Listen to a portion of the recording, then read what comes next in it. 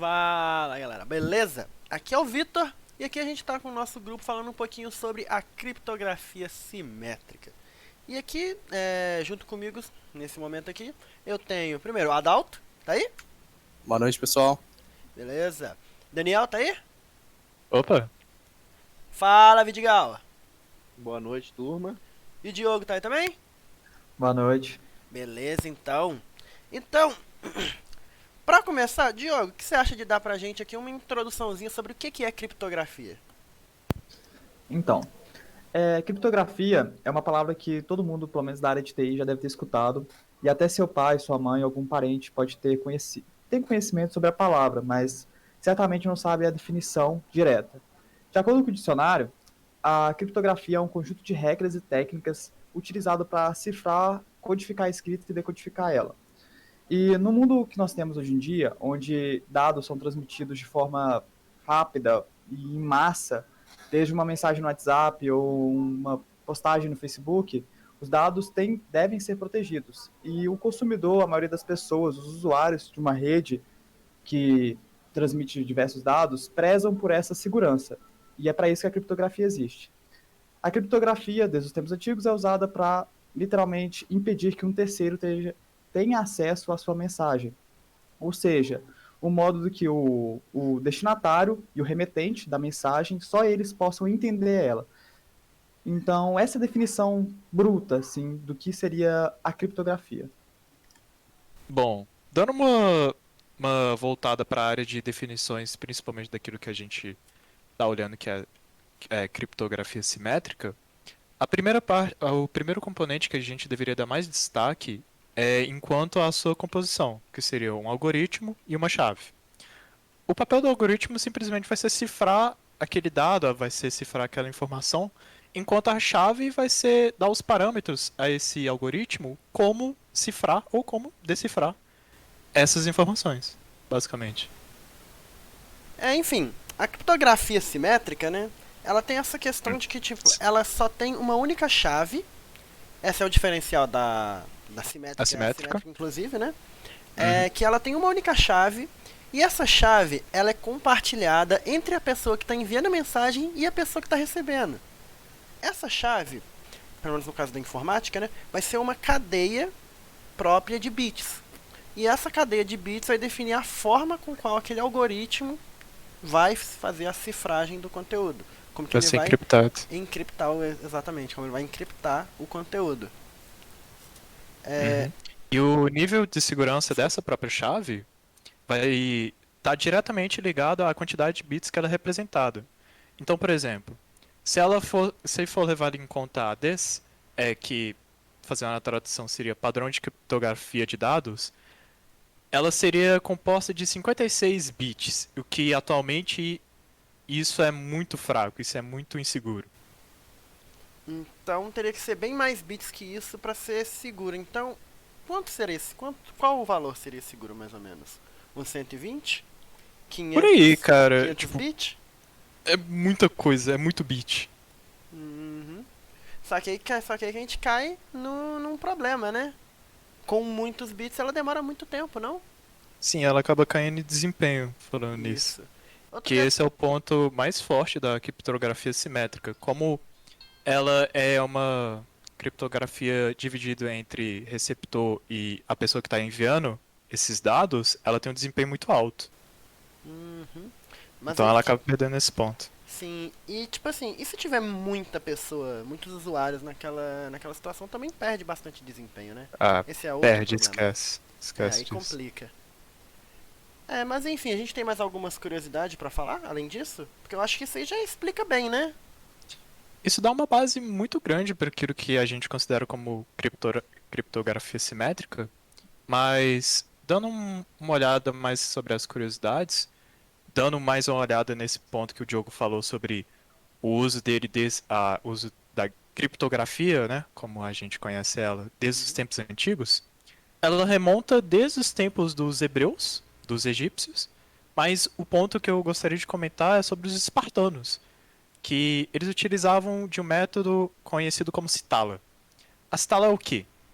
É como se fosse uma vara de faces, né, como se fosse um hexagon, onde você pegava uma tira de couro e você passava em espiral durante essa vara toda, e em cada face da tira de couro você colocava uma palavra. Da forma que, caso você tire essa tira de couro, vai ser tipo só um monte de letra na vertical. E a pessoa que, por caso, acaba interceptando essa mensagem não vai entender nada. Normalmente eles usavam isso para campanhas militares, coisas voltadas onde o público geral não deveria conhecer, ou pelo menos seu inimigo não deveria conhecer. Outro exemplo que é importante citar, que por mais que não seja idêntico, é semelhante, é a compactação de arquivos, que provavelmente a maioria aqui já usou, que é o zip, onde ele pega as palavras redundantes e armazena como uma referência, onde ele traz um índice como dicionário, onde só quem tem o índice, sabendo a referência da palavra, vai conseguir descompactar a mensagem. Bacana. Outra coisa que eu tava vendo recentemente, que, tipo, cabe bastante nessa questão da criptografia simétrica, né? Vocês já ouviram falar da tal da cifra de César? Já. Eu conheço, por sinal, olhando essa. Procurando um pouco sobre essa tal, eu acabei encontrando bastante dados sobre isso. A cifra de César, ela é uma questãozinha interessante. Por causa que ela é muito simples de você criptografar e, por consequência, também é bem simples de ser descriptografada. Então, tipo assim, se uma pessoa olhar para a sequência de caracteres, é bem fácil dela, se ela já conhece a cifra de César, perceber que tem que usar a cifra de César para descriptografar. Outra parte um pouco problemática da cifra de César é que você consegue, tipo, descobrir a chave muito fácil, já que você tem, tipo, 25, 26 chaves só, no máximo. Porque basicamente o que você faz na cifra de César é o seguinte: você tem 2 discos, cada disco você vai escrever todo o alfabeto, e aí você vai ter uma chave, né? É um número, então, por exemplo, digamos que sua chave seja 3. Então você vai girar os discos um em relação ao outro 3 casas. Aí, se você ia pegar, por exemplo, uma palavra que começa com a letra A primeira, quando você vai olhar no primeiro disco, onde que está a letra A, e vai olhar no segundo disco, onde que letra que está coincidindo com a letra A do primeiro disco. Aí você vai anotar aquela letra. Aí você vai pegar a próxima letra e vai fazer a mesma coisa, e pegar o valor do segundo disco.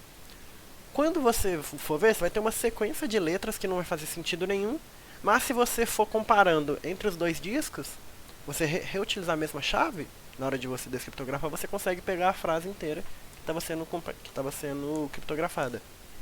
É bem interessante essa cifra de César e bem simples para fazer um joguinho, ou então para fazer mandar uma mensagenzinha escondida. Mas não é muito seguro.